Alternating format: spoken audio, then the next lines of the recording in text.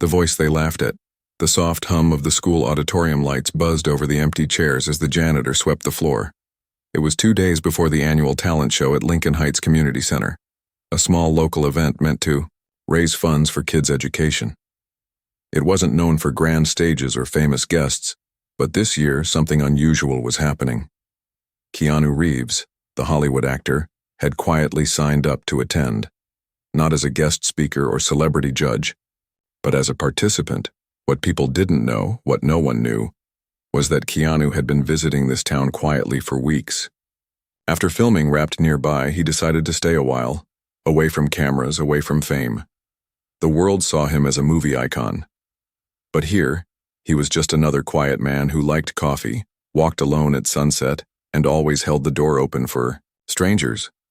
He'd been volunteering at the center, helping fix up the stage, painting walls, even sweeping the floors after rehearsals. Some kids recognized him, some didn't. But everyone felt the same thing.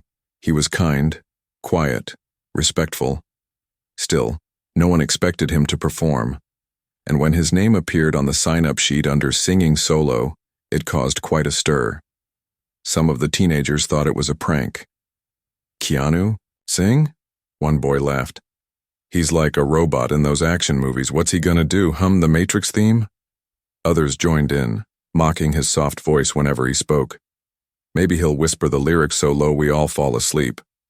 But Keanu never flinched. He just smiled that same calm smile, nodded and said, "You'll see." When the story reached a few adults, they didn't know whether to discourage him or protect him. The town didn't get much excitement, and many worried he was just being polite, maybe signing up because he felt sorry for the center. Either way, they expected him to cancel. But he never did. 2 days before the show, Keanu sat alone in the old music room, where faded sheet music lined the walls and a dusty piano sat in the corner. He was gently strumming an old guitar someone had left behind. The strings were out of tune. The wood was chipped, but he treated it like it was gold. Behind him, the door creaked open. A girl named Lainey stepped inside. She was 12, shy, and one of the few kids who didn't laugh when she saw his name on the list.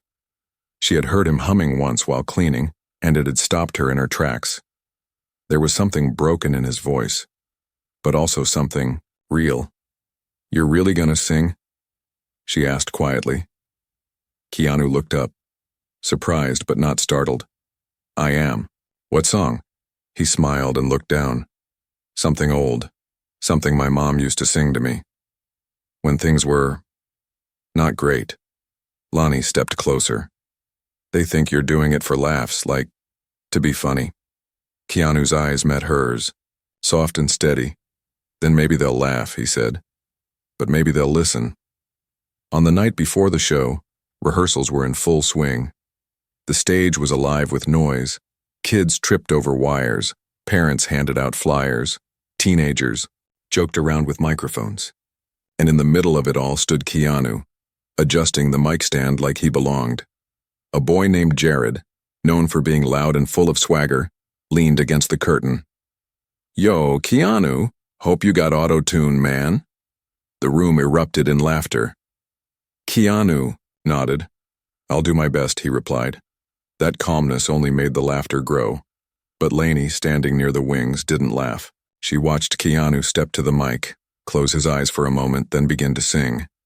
No music, just voice, soft, raw. The room grew quieter. No one expected that sound to come from him. It was shaky at first, like a leaf in the wind. But then it settled. It was the kind of voice that didn't hit perfect notes, but made people feel like they weren't alone. His voice held sorrow, love, years of silence, and long roads walked without applause. When he finished, no one clapped. They were stunned, and that's when Jared clapped once, then again, and the whole room followed. It wasn't a standing ovation, not yet, but something had shifted. The next morning, social media blew up. A teenager had posted a short clip with the caption, "Keanu Reeves can sing?" Views started climbing. Comments poured in, some amazed, some mocking, but many supportive. At the community center, staff and volunteers were scrambling. Reporters started calling. People who hadn't bought tickets were trying to get in. "Should we cancel his act?" one woman whispered to the director.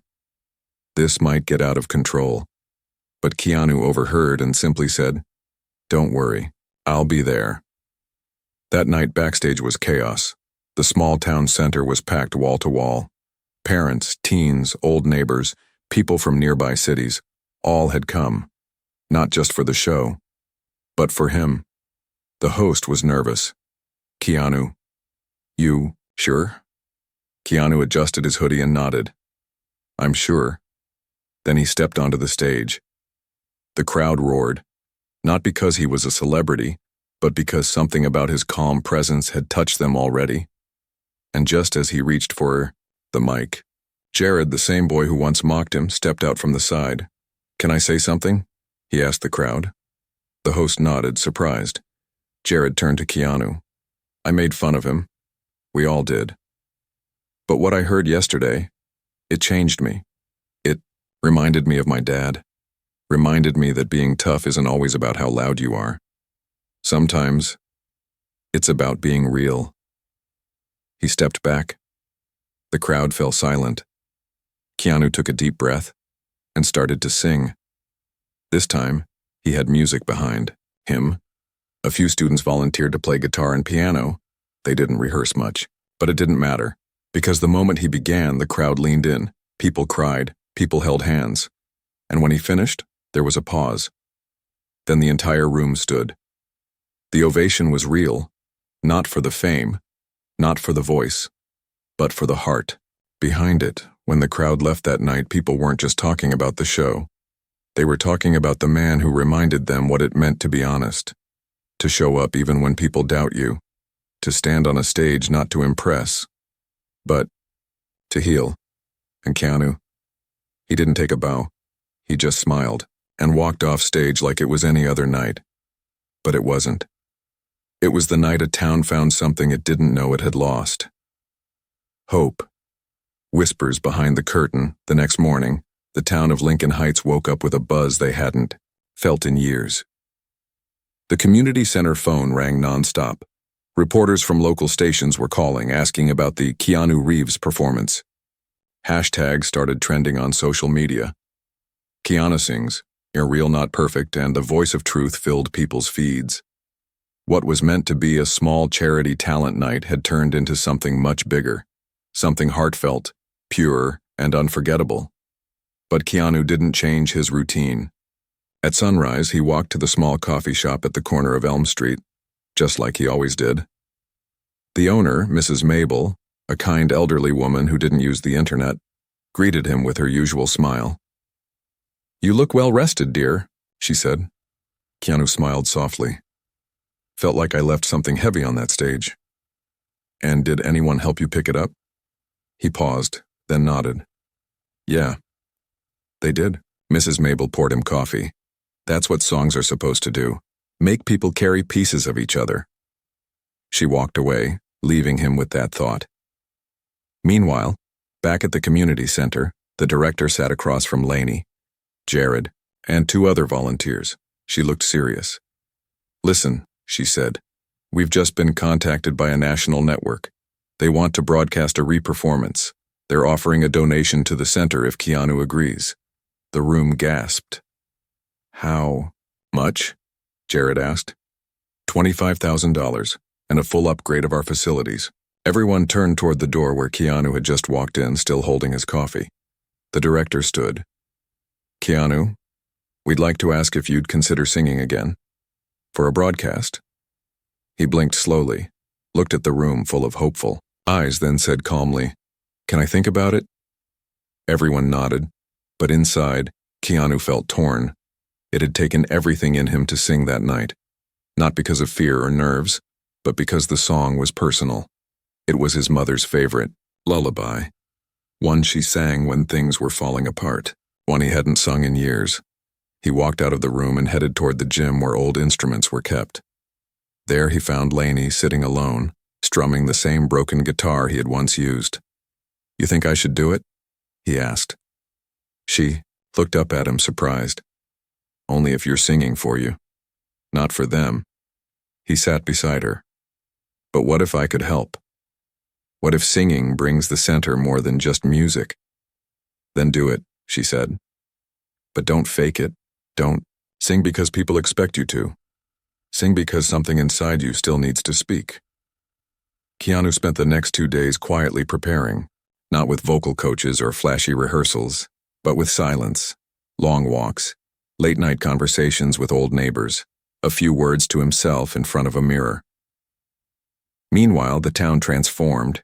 The center received a fresh coat of paint. The local news set up lights. Reporters rehearsed their lines, and the children, especially Jared, began to practice their acts harder. Something about Keanu's courage made everyone else want to do better too. Jared worked on a spoken word piece about his father, who had passed away the year before. He hadn't told anyone, but Keanu had sat beside him once, in silence, during a breakdown in the hallway. That moment planted a seed. On the night of the re-performance, the room was filled again. Only this time, cameras lined the walls. National news anchors stood by, and in the front row sat several major donors who had heard about the story online. Keanu stood backstage in the same hoodie and jeans. Someone offered him a more professional outfit. He politely declined. He stared at the curtain. Then Lainey stepped beside him and said, "You ready to sing for yourself again?" He nodded. But as the host stepped out to introduce him, something unexpected happened. A stagehand ran over, whispering into the host's ear. There had been a technical issue. The mic system had glitched. Only one handheld mic was working, and it wasn't wireless.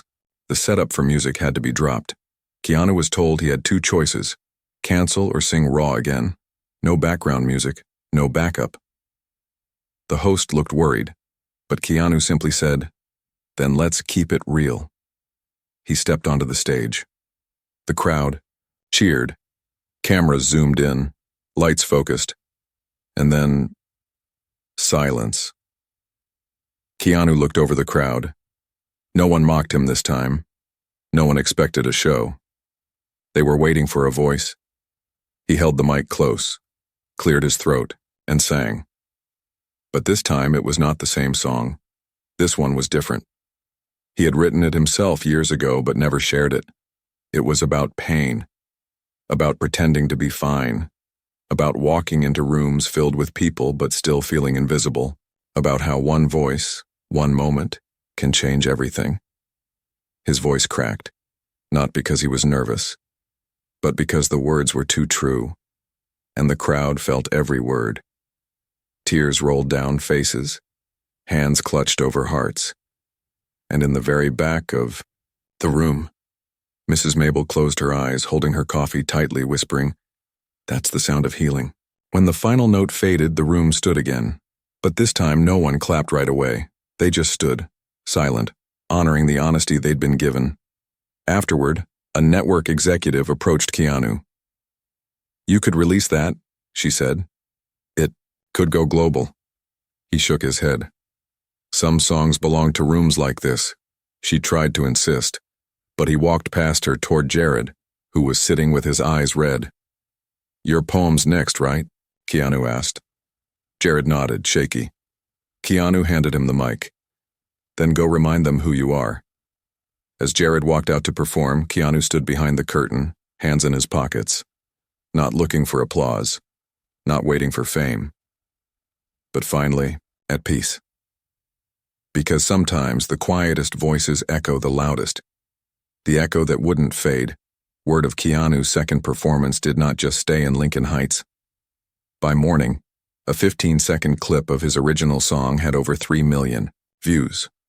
Major media outlets started writing headlines like "Keanu sings from the soul, a moment of truth in a noisy world," and how one quiet man made a town listen. The buzz was real, but for Keanu, the attention felt distant. He wasn't chasing noise. He had already found what he came looking for. After the show, the community center had received more donations than it had in the last 5 years combined. People from all over the country were offering help. New instruments for the kids, books for the library, even offers to sponsor full college scholarships. Yet in the middle of all this, Keanu stayed grounded. That morning, while the town glowed in its 15 minutes of fame, Keanu was once again walking quietly to Mrs. Mabel's cafe. He wore the same hoodie, the same jeans, the same slow smile. Mrs. Mabel poured his coffee without asking. "You shook the world, dear," she said, nodding toward the small radio that played the news. "And now it's looking at Lincoln." Keanu looked out the window. "I didn't sing for the world. I sang because something inside me needed to be heard. Just once." She leaned forward, curious. "And now that it's been heard?" Keanu breathed deep. "Maybe now I can hear others better too." At the community center, things were changing fast. The director walked the halls with new folders full of grant applications. Volunteers painted the walls fresh yellow. Students from other schools called asking if they could perform there next year. The center had become more than a building. It had become a light. But not everyone was ready for change. In the back corner of the auditorium, Miles, an older music teacher, who had worked there for years, watched it all with a hard expression. He had once tried to start a music program, but no one had paid attention. Now, because of a celebrity, the whole town wanted to help. He wasn't angry at Keanu, but he felt forgotten, replaced. That afternoon, he found Keanu tuning an old guitar in the gym. "You know," Miles said, "I've been singing here for 20 years. No one ever clapped for me like that." Keanu looked up, calm as always. "Maybe they should have." Miles crossed his arms. "Do you think they clapped for your voice or your face?" Keanu nodded slowly. "Probably both, but what matters is that they listened." Miles's voice softened. "I guess I just wish they'd listened before." Keanu set the guitar down gently. "Then let's make sure they don't stop now." Later that evening, Lonnie and a group of students gathered around Keanu in the park, behind the center. They had brought instruments, some borrowed, some broken, some brand new from the donations. They wanted to start something, a youth open mic night. No cameras, no pressure, just space for truth. "You'll come sing too, right?" one boy asked him. Keanu smiled. "Maybe. But I think tonight it's your turn." And so the first night began. A shy girl recited a poem about her mother's silence. A boy beatboxed while his friend played violin. Jared shared another spoken word piece, this one about fear and how easy it is to laugh when you're scared of feeling. Lonnie sang quietly, barely a whisper at first, but with a smile in her voice that hadn't been there before. And Keanu? He sat on the edge of the grass, clapping, nodding, listening. When someone handed him the mic near the end, he shook his head. "Tonight's not about me." But Lainey said something that made him pause. "Your voice started something, but if you don't share it again, we might forget how it sounded." He took the mic then, not to sing, but to speak. He told them about a time he felt invisible in a room full of people, about how his mother taught him that truth is louder than volume, about the night he almost didn't sign up for the show because he was sure they'd laugh, and how that almost made him miss one of the most important nights of his life. He ended with one line: "Never hold your voice hostage because someone else said you weren't enough." The group was silent. Then they clapped. Not because he was famous, not because he had said something grand, but because he had said something true. A week passed. Then two. The cameras left. The buzz faded, but the music stayed. Every Friday night, the open mic circle grew. People came from neighboring towns, not to see a star, but to find their own light. And Miles? He eventually brought his old keyboard and started teaching the kids what he knew. Keanu made sure everyone understood. Miles had been holding this place together long before the world noticed. Soon the center had more than a stage. It had a heartbeat. One night, while walking home, Keanu passed by a small mural painted on the side of the center. It showed a crowd in black and white, and one figure in color holding a mic, not as a star but as a bridge. Beneath it, in hand-painted letters, it read, "One voice can open 1,000. Keanu stopped, took a photo, and smiled. Not because he was proud, but because he knew he wasn't the only voice anymore. He had become part of a choir, and that choir was just getting started. The note left behind. Autumn settled gently over Lincoln Heights. The trees began to change color. The wind carried a cooler breath, and the lights in the community center glowed earlier each day. The open mic nights, now called Truth Fridays, had become the soul of the neighborhood. Every week, more people showed up, not because Keanu was there, but because something about the space felt safe, honest, and deeply human. Yet one Friday evening, as Keanu walked into the gym to help set up, he noticed something different. The lights were dimmer than usual. The energy felt off. Kids were whispering. The piano was untouched. And Lonnie, who always showed up early, was missing. He stepped aside and asked Jared, who was helping arrange chairs, "Where's Lainey?" Jared looked down, unsure. She didn't say anything, just left a note. He handed Keanu a folded paper. It was soft at the corners, as if held too long. Keanu opened it and read, "I thought music could fix everything, but sometimes the pain is too loud. I'm sorry I couldn't stay longer. Thank you for giving me my first stage, and for showing me that I wasn't invisible. Tell them not to wait too long to speak their hearts. It matters more than they know." Keanu stood still for a long time. The sounds around him faded, and in that moment, the quiet felt heavier than any applause ever could. Keanu didn't perform that night. Instead, he sat in the back, listening closely to each performer. But his mind stayed with Lonnie. He replayed her words, her voice, her courage. He remembered the way she looked at him that first night in the music room, unsure, but curious, as if hoping the world could be different. After the event, he walked the streets. The cool wind pressed against his face, and the town lights flickered under the trees. He passed the mural again, the one with the painted crowd and the quote beneath, "One voice can open 1,000. He stood in front of it and whispered to himself, "But what if one voice disappears?" The next morning, he drove out to the edge of town. There was a small bench overlooking the lake. Lonnie had once told him that when the world felt too heavy, she came here to breathe. He found her there, sitting alone, knees pulled to her chest, eyes on the water. She didn't turn when he sat beside her. They sat in silence for a long time. Then, without looking at him, she spoke. "I thought I could handle it. The applause, the smiles, the praise. But when I went home, it was still the same silence. The same pain." Keanu nodded. Sometimes the echo after the applause is the loudest sound. She finally turned toward him. "How do you do it? How do you keep standing when the weight feels too much?"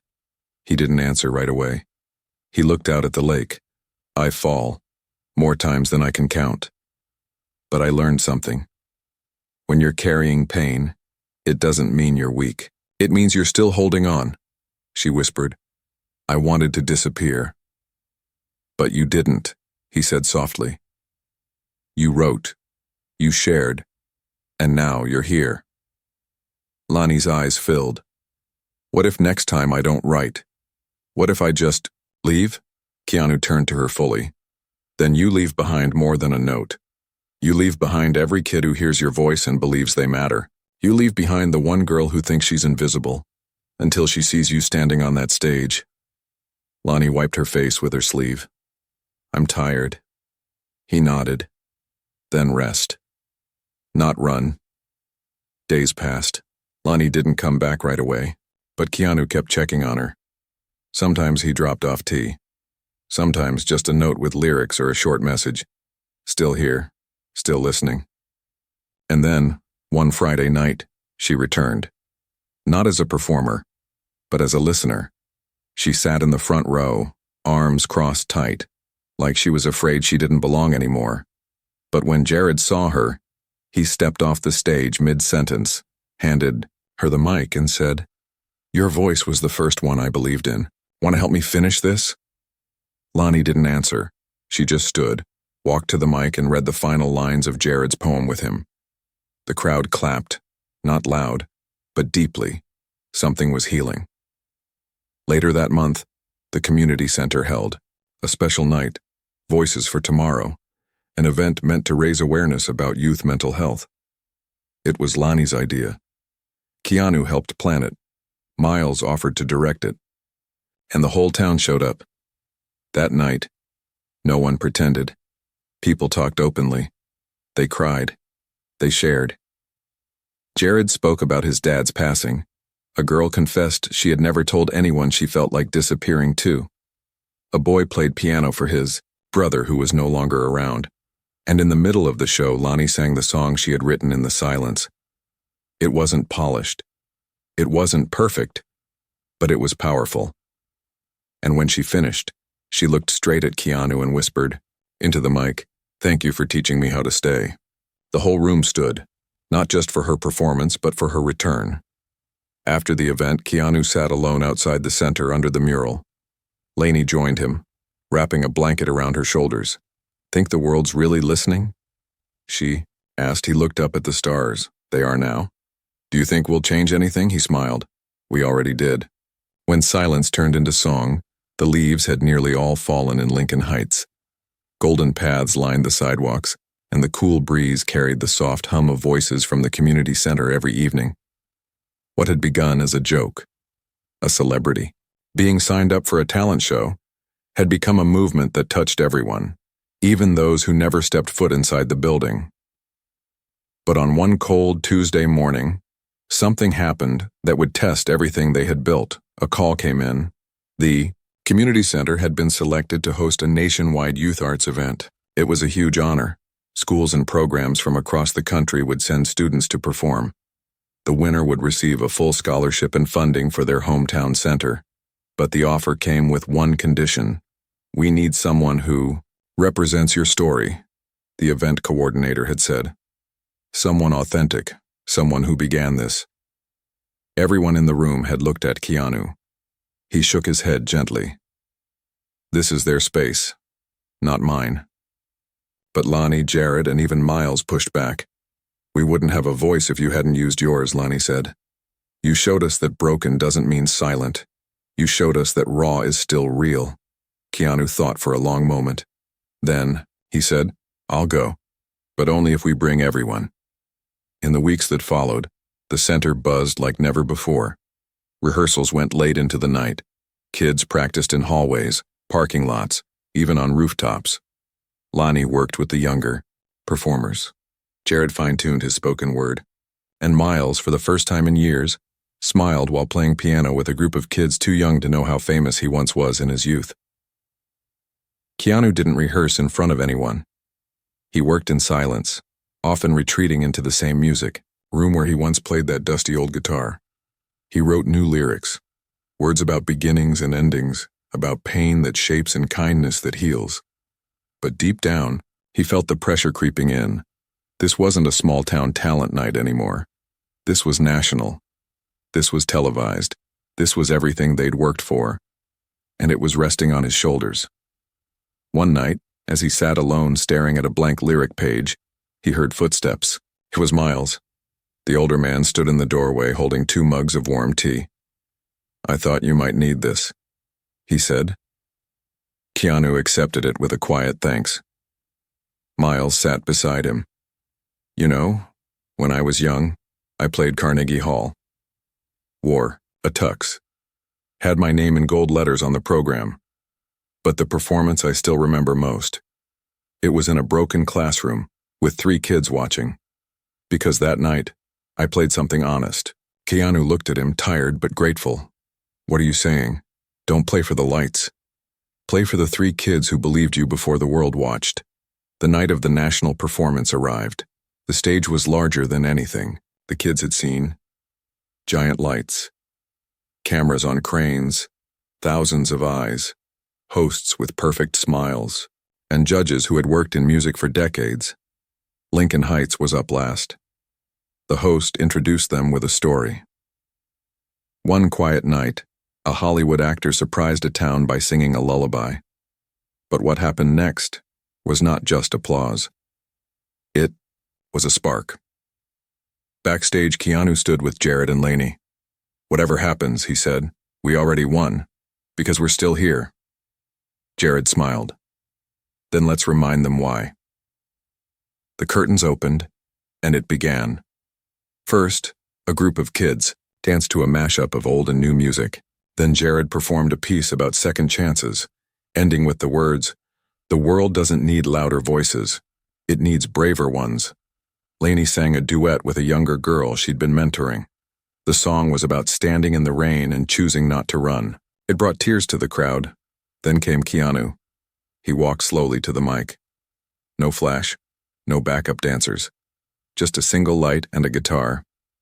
He began singing softly. The song was new, but the feeling was familiar. It told a story of a boy who had no voice, who grew up in rooms where his words were never heard, and how one day he stood on a small stage in a forgotten town and let the silence go. The chorus came like a warm wave. "I was never meant to shine alone, but in your voice, I found my own. So if you fall, don't fall apart. Let your silence break a heart."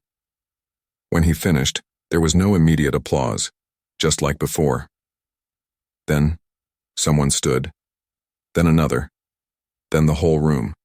A standing ovation, not because he was a celebrity, but because they saw the truth in him. The judges rose too, and one of them, a legendary singer with silver hair and soft eyes, stepped onto the stage. "I've judged music for 30 years, she said into the mic, "but tonight I didn't hear a performance, I heard healing." Later that night, backstage, the Lincoln Heights team was told they had won. Funding would be sent to the community center. Every performer would receive scholarships.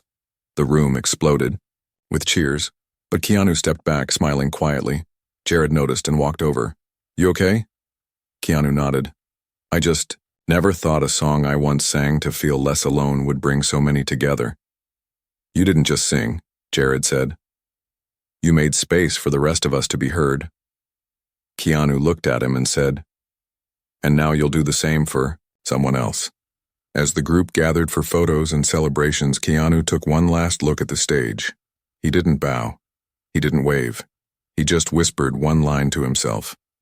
The echo was worth the risk. The voice that never left. Months passed. The seasons changed again in Lincoln Heights. Snow touched the rooftops. Laughter echoed through the narrow streets. And the community center, once quiet, old, and overlooked, now stood as a symbol of hope. It had been fully renovated with the prize money from the national event. A new music hall had been built. Soundproof rooms lined the back wing for students to practice, and above the main stage, carved in wood, were the words, "Let your silence break a heart." Keanu Reeves hadn't been seen for a few weeks, not because he left, but because he'd chosen to quietly step back. The town had grown. The center had flourished. And now, it was theirs. Not his. He had never wanted to be the spotlight. He only wanted to light a path for others to walk. Still, people missed him, even the ones who once laughed, especially the kids. On a snowy Friday afternoon, Lonnie and Jared sat together in the new music room. They had just finished their weekly youth session, a place where kids could write, cry, share, and heal through art. Lonnie turned to Jared and said, "Do you think he's really done?" Jared shook his head. "He's not gone. He's just listening from somewhere else now." Just then, a boy from the younger group, maybe 9 or 10, walked over holding a crumpled sheet of paper. "This is for him," he said shyly. Lainey unfolded it. It was a drawing, a simple one. Keanu, holding a mic with words above his head in shaky handwriting. "You helped me find my sound." They looked at each other and knew what they had to do. That Sunday, they organized something different. No flyers, no announcements, no cameras, just word of mouth. A surprise concert, one night only, called A Voice Returns. They didn't tell Keanu. Instead, they planned it in secret. Kids from all over town rehearsed the songs he had inspired. Poems were written about how one moment can change a life. Even Miles agreed to play again, this time leading a song he had composed just for the event. One that mixed old jazz and fresh soul, calling it Echoes of the Unheard. The old guitar, the same dusty one Keanu had played long ago, was cleaned, tuned and placed on stage. As the evening came, the snow outside made everything glow white and soft. Candles lit the hallways. The stage lights were warm, not bright. And as the room filled with quiet hearts and hopeful eyes, one seat in the back remained empty. But they had faith. And just minutes before the first note, the doors opened. Keanu walked in, hood up, snow in his hair, a gentle smile on his lips. He didn't say a word, he just sat down. And they began. Jared's voice was stronger than ever. His spoken word was no longer about pain, but about the transformation of carrying it and choosing not to be crushed by it. Lainey's singing had evolved too. There was no fear left in her voice, only light. Child after child performed, each one carrying a part of the journey, and finally Jared took the mic again and said, "Tonight is a celebration, not of talent, not of fame, but of truth. And we'd like to end this night with the one voice that started it all." He looked directly at Keanu. The room went still. Keanu stood slowly. His hands trembled slightly as he walked to the stage, not from fear, but from emotion. He picked up the guitar, ran his fingers across its strings. Then he looked at the crowd and said, "I came to this town to disappear, but instead you helped me return to myself." He paused, voice breaking just slightly. "So tonight, I'm not singing alone." And then, to everyone's surprise, he strummed the first chords. But instead of singing alone, Lainey stood. Then, Jared. Then all the kids, one by one, voices joined, some high, some soft, some raw, some polished. But together, they became something else, something whole. They sang, "I found you in the silence, in the space where echoes grow, and now we stand unbroken," in the song we didn't know. The crowd rose to their feet, not clapping, not cheering, but swaying, weeping, healing. When the final note rang through the hall, Keanu stepped back. His eyes were wet, but he didn't hide it. He looked at the mural behind the stage. It had been repainted this time. It showed many voices, dozens, rising from a single spark. Beneath it were new words. "You don't need to be famous to be unforgettable." Keanu walked off stage and into the arms of the kids, of the community, of the people who had learned what it means to be seen. Not for what you've done, but for who you are when no one's watching. That night, as snow continued to fall, Keanu sat once again in Mrs. Mabel's cafe. She brought him tea and sat across from him. "It's funny," she said. "You came here to rest, and now you've awakened something none of us knew we had." Keanu nodded. "I think I needed them more than they needed me." She reached across the table and placed her hand on his. "No, they needed to see that even a man the world watches still needs to be heard." He sipped his tea, looked out the window, and for the first time in years, he didn't feel like a stranger. He felt home, not because of a stage, not because of a song, but because the voice inside him, once quiet, once doubted, once laughed at, was now part of something bigger, a chorus, a legacy, a truth that would echo long after he was gone. And somewhere, deep in the night, you could almost hear it. A whisper, a melody, a promise. Let your silence break a heart.